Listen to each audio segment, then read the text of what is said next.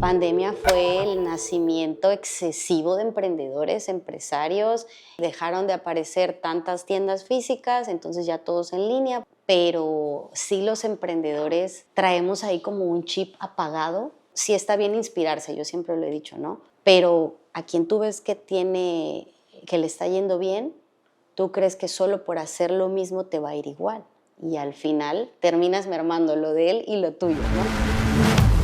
Nuevas investigaciones destacan un auge en el emprendimiento que alcanza los máximos previos a la gran recesión, impulsados por cambios económicos derivados de la pandemia. El bootstrapping o autoemprendimiento, respaldado por la inteligencia artificial, se consolida como el modelo de negocio preferido, permitiendo a los fundadores retener el control y optimizar costos. Las barreras para emprender están en mínimos históricos gracias a las herramientas de inteligencia artificial y a los mercados en línea que están revolucionando las reglas del juego y facilitando el acceso a mercados de nicho y aprender de casos de éxito, como el de nuestra invitada en este 8º episodio, Karen Araceli Morales López, artista plástica, emprendedora, estratega de comunicación digital, licenciada en educación preescolar, con trayectoria en el servicio público. Ha trabajado en distintos niveles de gobierno, municipal, estatal y federal, desempeñando funciones en áreas administrativas y de desarrollo estratégico. Fundadora y gerente general de Macarena Creative, empresa dedicada al arte funcional, comprometida con la innovación, crecimiento y consolidación del arte tabasqueño, creadora y líder de EMX, impulsando emprendedores mexicanos, movimiento que promueve el crecimiento y acompañamiento de pymes tabasqueñas, con el objetivo de fortalecer y visibilizar la economía creativa local. Consultora en comunicación digital para personas físicas y morales, se especializa en el diseño y optimización estratégica y organización estratégica de contenido para redes sociales, enfocada en mejorar el alcance, posicionamiento y ventas de marca dentro del entorno digital. Representante del emprendimiento tabasqueño en el primer Foro Internacional sobre Economía Creativa para el Desarrollo Sostenible, realizado en Aguascalientes. Instructora de cursos y talleres de emprendimiento en instituciones educativas. Karen Araceli Morales López, en nuestra 8ª temporada de Diálogos con la Comunidad.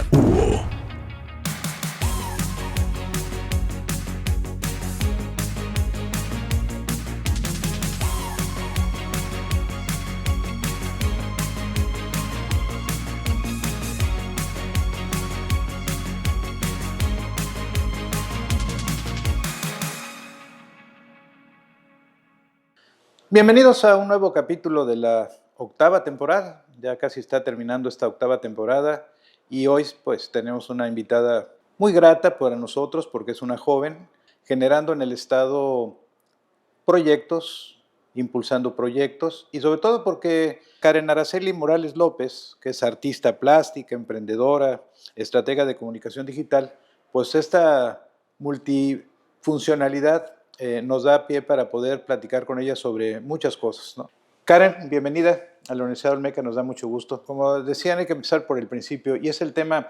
Hoy estamos viviendo, por las características demográficas, una reducción muy significativa de niños, ¿no? Está todavía no como el contexto europeo en América Latina, pero estamos observando ya un proceso de envejecimiento de la población. Y esto pues ha ido generando que nuestra pirámide, como la conocíamos antes, sea ahora un barrilito, dicen ahora, y que tengamos menos niños en un momento determinado y que nuestra parte fundamental estén entre los 12 y los 18 años, pero estamos en ese sentido. Sin embargo, aunque sean pocos, diríamos, ¿no?, en un momento determinado quienes nacen y obviamente tienen que pasar por el proceso educativo, y hoy hay este tema de la educación inicial, ¿no?, y ya luego la preescolar. ¿Tú cómo observas este reto, sobre todo de la formación desde muy pequeños? Dicen que la formación educativa empieza en el seno materno, ¿no? Y eso aprendemos muchas cosas ahí, obviamente de manera no muy estructurada, pero la formación ya cuando hay este desprendimiento del niño, de la niña, que van a una escuela y que se enfrentan a un componente social, ¿no? Y dicen, los niños hay que socializarlos, ¿no? En la pandemia uno de los temas que más afectó a los educandos en todos los niveles, pero sobre todo en el nivel de inicial y preescolar, pues fue, ni siquiera conozco a mis compañeritos, ¿no? Teníamos clases en una computadora y en el teléfono, donde se podía, y eso pues obviamente tuvo un efecto. ¿Qué significa para ti la educación preescolar? ¿Tú cómo la visualizas? Muchos niños pandemia, ¿no? Para empezar. Pues justo yo estudié educación preescolar y esta parte que platica ¿En usted, la Escuela Normal de sí, Educación en la Preescolar? normal, sí, la de uniforme rosa, De de uniforme faldita rosa, azul, claro, así sí. es. La parte tan importante que usted menciona sobre, y es un buen punto para iniciar, que toda la educación viene desde el seno materno, ¿no? Mi mamá siempre emprendedora, antes se les decía comerciantes, ¿no? Y siempre mis dos papás emprendedores natos, siempre mi mamá, pues al no tener una carrera ambos, buscaban de dónde, ¿no? Y súper creativa, súper, siempre buscando, siempre viendo en qué negocio era buena. Y sin querer, pues a mí me tocó esa educación. Entonces, cuando yo empecé a crecer, que yo decía, es que yo no sé qué quiero estudiar, es que yo no sé a qué me quiero dedicar, porque soy muy activa, porque soy muy creativa, porque siento que tengo como muchas ideas para materializar, pero no encuentro una carrera donde yo sienta que pueda como sacar toda esta parte que tengo dentro. Entonces a mis papás se les ocurrió, pues mira, estudia educación preescolar, porque en ese tiempo el programa de educación para estudiar educación preescolar era como muy creativo, ¿no? Haces figuritas, cantas con los niños, puedes crear manualidades, en ese tiempo así era, y pues elegí estudiar educación preescolar. Me tocó estar como muy cerca del programa en el que las maestras en ese momento nos desarrollábamos, eso fue 2011, 2015, y la verdad es que aunque ya lo sabemos porque lo dicen los documentos, la educación preescolar es como la más importante. Ahí te das cuenta cómo viene el niño de casa y lo que uno podría hacer con ellos, ¿no? Ahí te das cuenta desde chiquitos, yo creo que los niños demostramos hacia dónde vamos. Y justo es algo en lo que a mí me gusta estudiar mucho, de decir, eh, desde chiquitos venimos como en una estructura específica y a lo mejor no alcanzamos a descubrir todas las demás habilidades que podríamos desarrollar. Entonces, si ahorita me preguntan como, ¿te equivocaste en tu carrera? ¿Te gustó? ¿Crees que elegiste bien? Yo creo que cualquier carrera que hubiera estudiado hubiera estado bien porque la vida y Diosito me dieron la oportunidad de desarrollarme en todos los demás ámbitos. Pero sí creo que haber estudiado educación preescolar desarrolló en mí cierta habilidad emocional que me ayuda como a tratar de ir entendiendo a todo lo que me voy desarrollando, porque obviamente ya ahorita en la actualidad la atención al cliente, la socialización, todo viene desde un inicio, ¿no? Que es cómo te desarrollaste de niño, cómo te educaron, qué percibiste, a qué violencia estuviste expuesto o a qué tanta atención, etcétera, desde casa y escuela, y cómo muchas veces te das cuenta que todo lo que desarrollamos profesionalmente como adultos, pues vienen de lo que te sembraron en la educación preescolar. Entonces yo creo que Tabasco va muy bien en esta parte, ya se actualizaron muchos programas para las maestras, para los alumnos en educación preescolar, pero sí siento que hay que tener como la habilidad específica de poder desarrollar niños, ¿no? Sí, hoy el tema de la educación en general, pero pues sobre todo con los niños, enfrenta muchos retos, Karen, porque vivimos además en un contexto en donde estamos viviendo estas familias multigeneracionales, precisamente por eso que comentábamos del envejecimiento de la población. No se tiene muy claramente todavía el INEGI que hace estas encuestas no ha visualizado cuánto, pero se sabe que hay un número muy importante de casas en donde está el bisabuelo, el abuelo, el papá, el nieto, el hijo, el nieto, el bisnieto, ¿no? Convergen en una sola casa. Hoy vemos en muchas ocasiones a familias que están en restaurantes, los papás con sus celulares, los niños con sus iPads, y que no hay una comunicación, no hay una interacción. ¿Cómo esto genera una nueva sociedad? No sé si sea bueno o malo, ¿tú cómo lo visualizas, Karen? Sí, digo, no tengo todavía la fortuna de tener hijos, pero me tocaron sobrinitas pandemia, en diferente crecimiento, en diferentes casas, y la verdad es que también depende como mucho de los papás. Sí siento que el cohabitar 24/7 todos juntos fue también una revolución. Hay muchos casos de ansiedad que vienen de los años de pandemia, y creo que justamente es por la educación que traemos ahorita en cuanto a recibir resultados, ¿no? Ahí en la parte de redes que me gusta mucho, que ahorita me estoy dedicando a eso, Ya ahorita, por ejemplo, una de las reglas para que tu video tenga alcance, sea viral, estés vendiendo, comunicando, enseñando o solo entreteniendo, tiene que ser llamativo en 0.3 segundos. Entonces, justo vamos a eso. Si nosotros, bueno, mi generación, por ejemplo, que somos de 30 y tantos, ya queremos ver videos como de 15 segundos, ya queremos tutoriales de 10 segundos, le damos recorrido para que llegue el resultado porque tú quieres ver solo el final. El haber hecho que el resultado sea tan rápido, yo creo que sí ha mermado un poco la atención que podemos tener hacia cualquier proceso, hacer ejercicio y esperar un año que tu cuerpo responda, cambiar de hábitos alimenticios, porque queremos resultados rápidos. Entonces con los niños yo siento que están hiper estimulados porque también la tecnología ha avanzado muchísimo, ¿no? Entonces ya puedes ver una serie y una película en por 2 y por 3 de velocidad, que digo, a mí me pasa, yo también soy paciente en tratamiento de eso. Los niños, la otra vez un sobrinito se quedó en casa y yo le puse pues las películas de niños para mí, Pocahontas y cositas de Disney. Ya no se entretienen con esas cosas porque ya todo lo digital está como muchísimo más desarrollado. Entonces, siento que los niños ya no están desarrollando la paciencia y el tiempo de espera, y obviamente los papás, pues tampoco, ¿no? Sí creo que pandemia trajo muchas cosas buenas, mucho espacio para poder agradecer y valorar como muchas cosas en casa, pero siento que no estábamos preparados emocionalmente, ¿no? Y tampoco profesionalmente, porque hay muchas personas, me gusta leer de ello igual, cómo han habido tantos casos de personas que descubren que tienen déficit de atención, que descubren que tienen episodios de ansiedad, porque nunca habían estado tanto tiempo quietos en casa, ¿no? La famosa historia de que la persona que ya se jubila del trabajo y que meses después se enferma en su casa, cuando siempre fue sano, porque no estamos acostumbrados Sí. a la calma, ¿no? Tú pero has transitado por un aspecto que es el arte funcional. ¿Y qué es el arte funcional? ¿Cómo se describe? ¿Cómo lo podemos entender, Karen?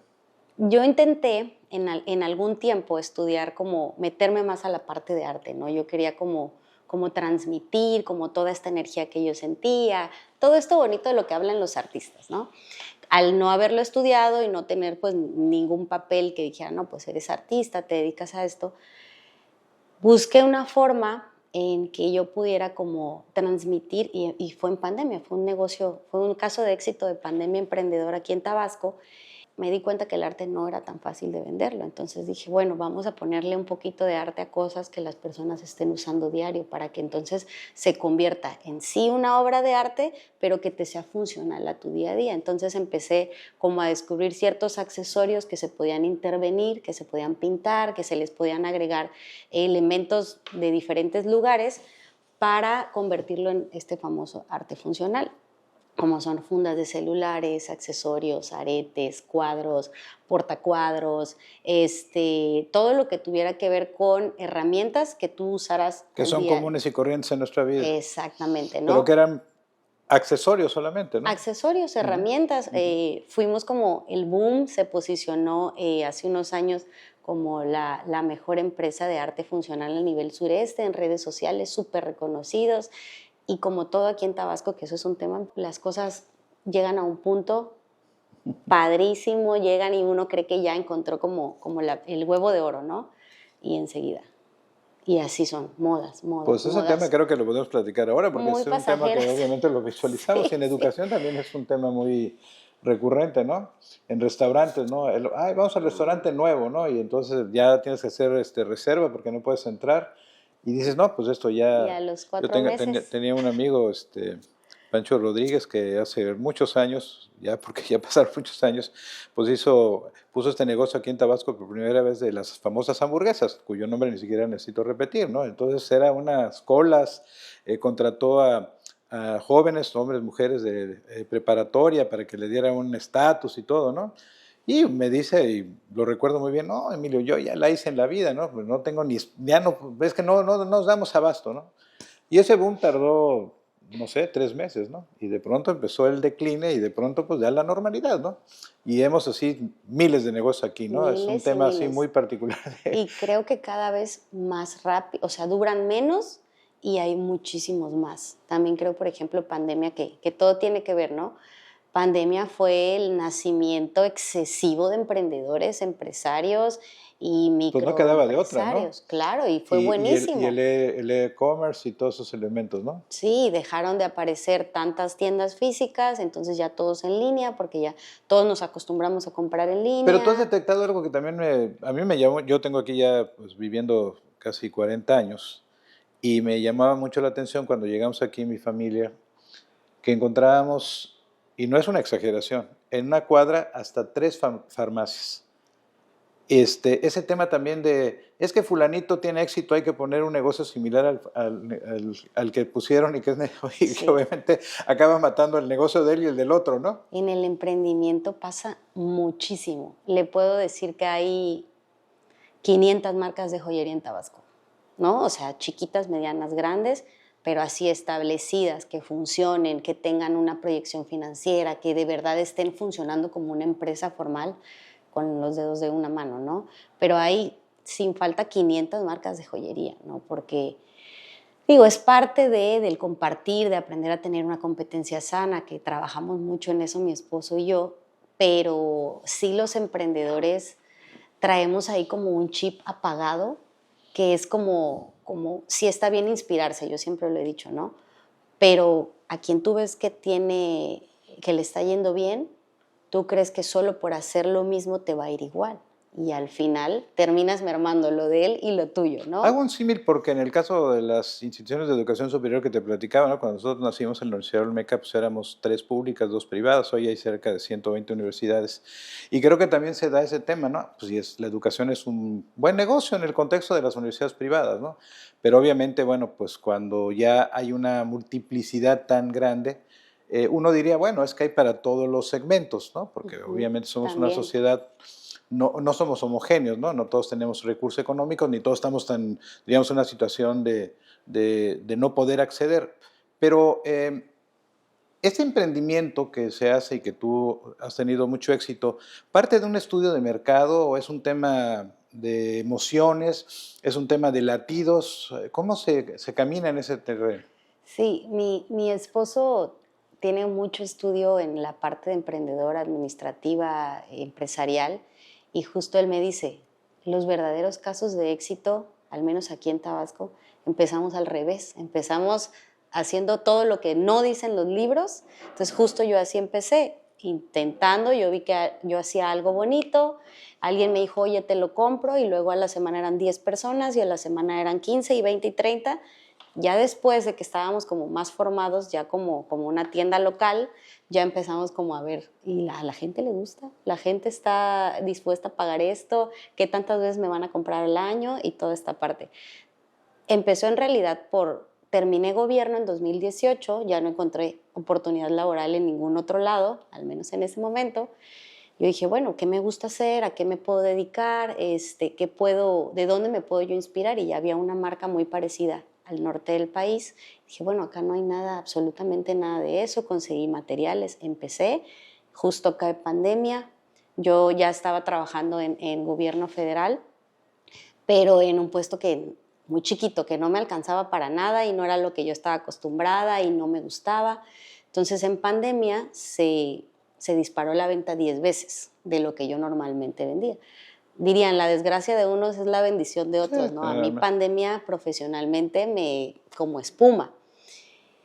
Creo también que a eso nos acostumbramos muchos emprendedores y muchos casos de éxito, que en pandemia fuimos el boom, termina pandemia, todos volvemos a la realidad, cuánto debes, cuántas veces pasaste la tarjeta en pandemia, qué tanto compraste, y la gente ya empieza como a gastar menos, ¿no? Entonces también eso fue como una realidad brusca de la que despertamos todos los emprendedores de pandemia, pero justo empieza por una necesidad económica. Yo dije, bueno, necesito trabajar, no hay oportunidades, ¿qué sé hacer? ¿Qué me gusta? ¿A qué estoy dispuesta?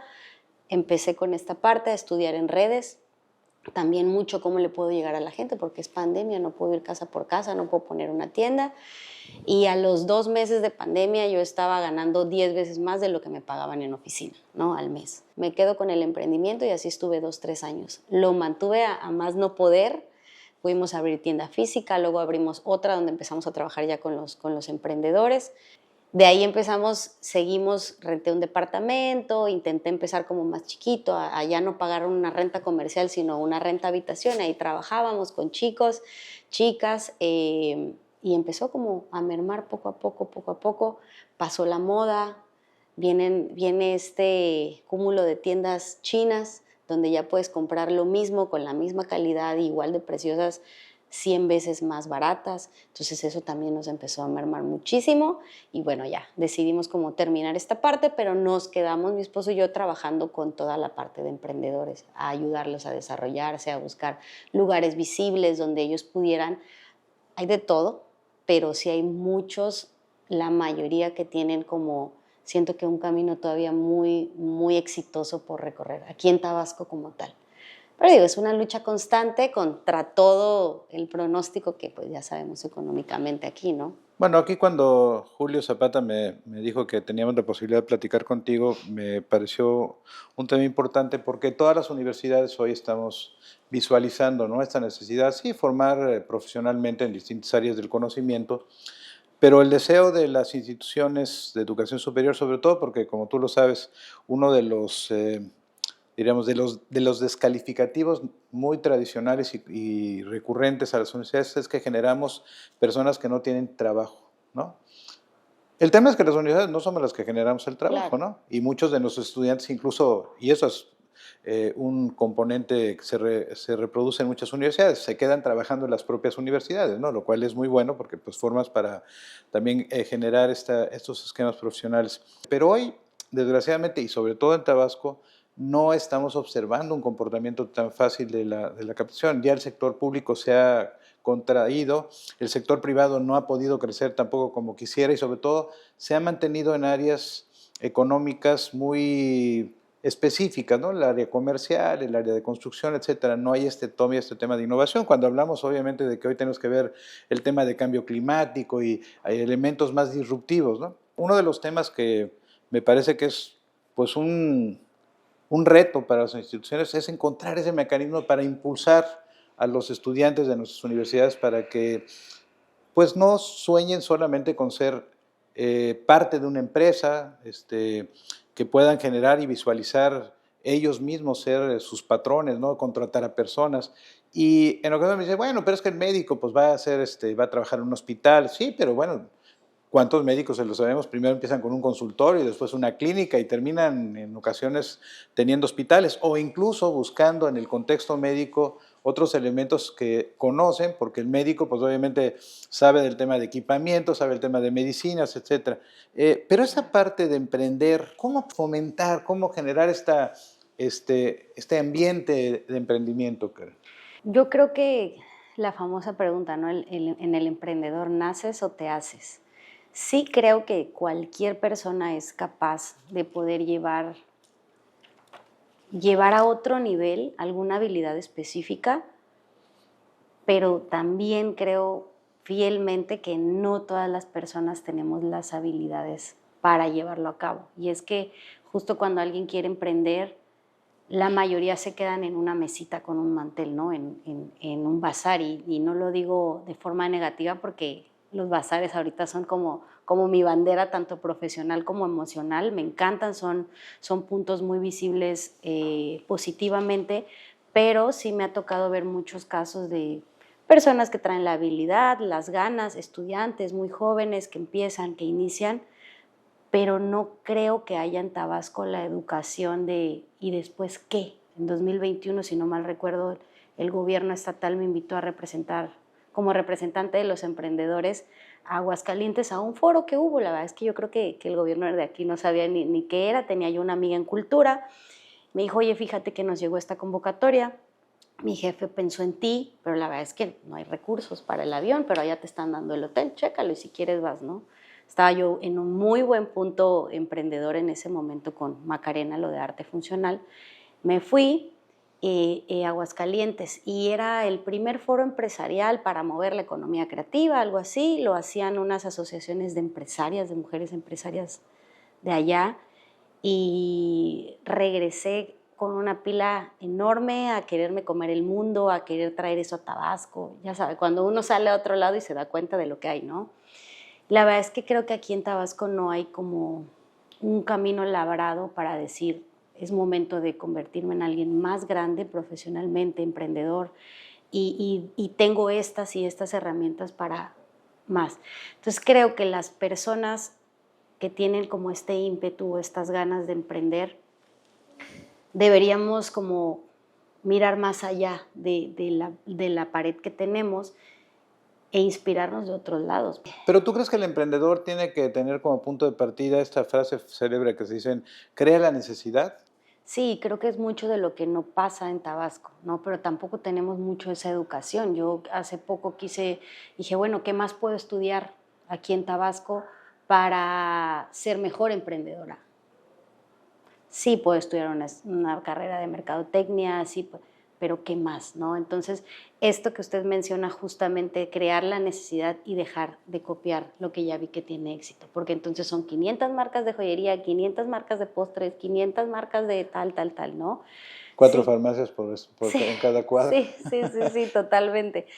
El pollo asado, igual. 3 por calle, ¿no? Sí, 3 sí, por sí, calle. sí. Ahora, tú fuiste a Aguascalientes a este primer congreso y regresaste con todos los ánimos. Sí, yo llegué y dije, tenemos que traer conferencistas a Tabasco de nivel wow para que en la gente generen esto, que a donde yo fui, a la gente que conocí, ellos también, ¿no? Entonces me acerqué a 2 o 3 empresarios que se dedican a traer shows y cosas internacionales, nacionales aquí. Y literal me dijeron, es que lo que enseña y lo que educa el tabasqueño no lo consuma, o sea, es muy difícil. Entonces nosotros mejor traemos show, traemos fiesta, traemos al cantante famoso, al influencer que cuenta chistes, y eso sí se nos vende. Entonces fue mermando un poquito la energía, la verdad, pero dije, bueno, vamos a buscar entonces hacer una comunidad de gente que se esté dedicando a lo mismo y de que compartiendo nuestras propias experiencias, pues entre nosotros nos podamos ir como animando, ¿no? Cuando yo tuve la primera tienda de arte funcional, había un espacio libre y dije, voy a poner un mueble, ya estaba aquí sonando esta parte, los puntos de venta, showrooms les llamaban, ¿no? Voy a poner un mueble, lo voy a dividir en 9 y les voy a rentar un pedacito mensual a marcas que no tienen tiendas físicas. Entonces tenía yo 15 espacios para esto, hago una convocatoria en redes sociales, me llegaron 100 solicitudes. Entonces, entre mi esposo y yo dijimos, bueno, pues con 100 solicitudes, si hacemos esta convocatoria más grande, podemos llenar una tienda. Vamos a rentar un solo local de 2 pisos para meter a muchísimas marcas que no tengan, y hacemos como una tienda departamental local. Era como nuestro giro. Entonces ponemos Maca Store, empezamos con 120 marcas locales de todo, desde comida de perrito hasta ropa de niños y zapatos para adulto, etcétera. Y de ahí empiezan a nacer pues muchos más, ¿no? Esto hizo que pudiéramos ir consolidando una comunidad de emprendedores y expositores que traían pues como fin el mismo objetivo, ¿no? Crecer sus marcas, un día tener su propia tienda física, vender miles y miles en línea, etcétera, y empezamos. Ellos me decían, oye, ¿sabes qué? Ya hay demasiados puntos de venta, ya hay demasiadas marcas locales, ya no estamos vendiendo igual en la tienda, ¿qué podemos hacer? Entonces les dije, bueno, aquí en el estacionamiento de la plaza vamos a pedirlo y podemos hacer un mini bazar. Al principio del bazar nada más, cada quien pagaba su costo, ¿no? El pedacito de toldo y el pedacito de mesa. Empezamos a trabajar solo para los expositores, como ayuda de la tienda que teníamos. Empezamos a tener éxito y decidimos cambiar hace 1 año, 2 años, ya a un hotel muy posicionado acá en Villahermosa, que hay valet parking, que te tratan como rey, que puedes poner 90, 100 marcas, que hay clima, que hay baño, que hay todo. Entonces cambia un poquito de nivel el bazar y empezamos a construir esta red como de comunidad. Ahorita hemos trabajado ya casi con 400 emprendedores, en general en los bazares, y bueno, descubrimos que hay muchos buenos proyectos, muchas buenas personas con estas habilidades, pero que no hay como alguien que que alce ahora sí que la vela de este barco, porque no hay quien te enseñe, no hay quien te diga hacia dónde, no hay quien te quite el miedo de algo tan básico como pagar impuestos por tu emprendimiento, no hay quien te explique cómo registrar tu marca, o sea, muy poquito, sí lo hay, ¿no? Lo que hemos hecho es ir juntando toda esta información, todas estas herramientas, redes, registro de marca, abogados, contratos para tus trabajadores. Entonces, entre mi esposo y yo hemos tratado como de hacer sólida esta comunidad e irlos como impulsando. Sobre todo el objetivo de IMX es darles lugares visibles a las personas con estas habilidades, ¿no? Porque no te alcanza a lo mejor para pagar una renta de un local aquí en Villahermosa que no baja de 10,000 pesos, Sí. y en una zona más o Que menos. además no sabes la continuidad de si las compras y van a tener Así esta es. presencia, ¿no?, de los Así clientes. ¿Tú piensas que el emprendimiento tiene cara de mujer? Sí. Yo tengo 100 personas por bazar. Uno es hombre de los expositores. O sea, hablando de expositores, no, uno es hombre. Por ejemplo, ahorita estamos recibiendo entre 1,500 y 2,000 personas en los 2 días del bazar de clientes, y el 100%, aunque vayan muchos hombres, el 100% de las compras las hacemos las mujeres también, porque aunque yo vaya con mi esposo, yo soy la que digo, esta camisa te va a quedar padrísima, cómpratela. Esta pulsera te combina, cómpratela, ¿no? Y aunque el esposo no quiera, pues, ¿qué te dice? Entonces, sí, el emprendimiento, siento que esta habilidad, yo lo he visto con Abraham, mi esposo, a veces me dice, oye, esta persona que es expositor, pues ya, dale para un lado, es grosero, es esto, es el otro, ¿no? Entonces, creo que esta parte emocional de las mujeres de decir, oye, es que no han vendido nada en un mes, ¿cómo no quieres que el pobre esté así? O sea, mira, vamos a esto, el otro. Creo que sí somos un poco más mediadoras, más tolerantes a la presión de la parte negativa del emprendimiento. Entonces, creo que por eso somos más mujeres, aguantamos un poquito más, los hombres son como más rápidos y más tajantes de terminar una relación tóxica que no solamente es emocional, sino no sé, intenté vender tal cosa, yo siempre impulsando a mi esposo, emprende, mira, tú traes toda la escuela, yo no estudié esto y mira, entonces intentamos vender tenis. No. Nos fuimos a la quiebra con ese emprendimiento del pobre.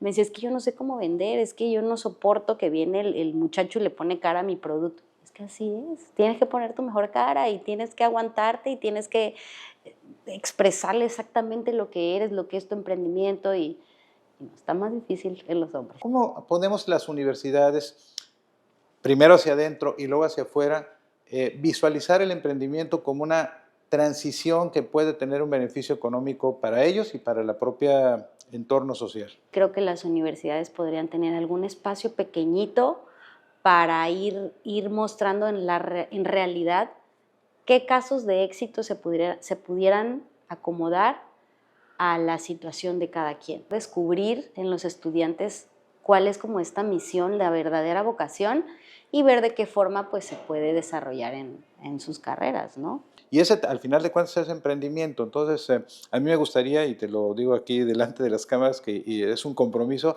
que pudiéramos establecer una alianza, un convenio que nos permitiera sumarnos a tu esfuerzo, a lo que tú estás trabajando, para que dentro de la universidad, pero también a los clientes que tenemos fuera en esta Escuela de Educación Permanente, pudiéramos orientarlos. Ese grupo que tú trabajas, que seguramente les faltan esas partes, pues pudiéramos nosotros, si tú así lo consideras, poder tener esa particularidad de ayudarlos, ¿no? Claro. Y ayudarnos también a que, pues, obviamente, nuestros jóvenes entiendan que emprender es una parte histórica, ¿no?, del ser humano, ¿no?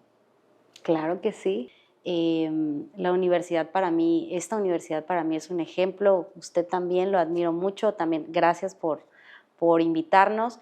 Creo que está haciendo usted que mi objetivo de hacer lugares visibles para la comunidad de emprendedores con la que yo trabajo, usted le está poniendo ese granito para que sea más visible. Entonces, pueden contar conmigo, podemos hacer algo muy padre, y también en lo que podamos apoyar a los estudiantes, porque no es lo mismo querer emprender que ya ver cómo está la cosa, ¿no? Claro. Claro que sí, con mucho gusto. Bueno, pues este diálogo ha servido de testimonio para este convenio que vamos a construir con Karen.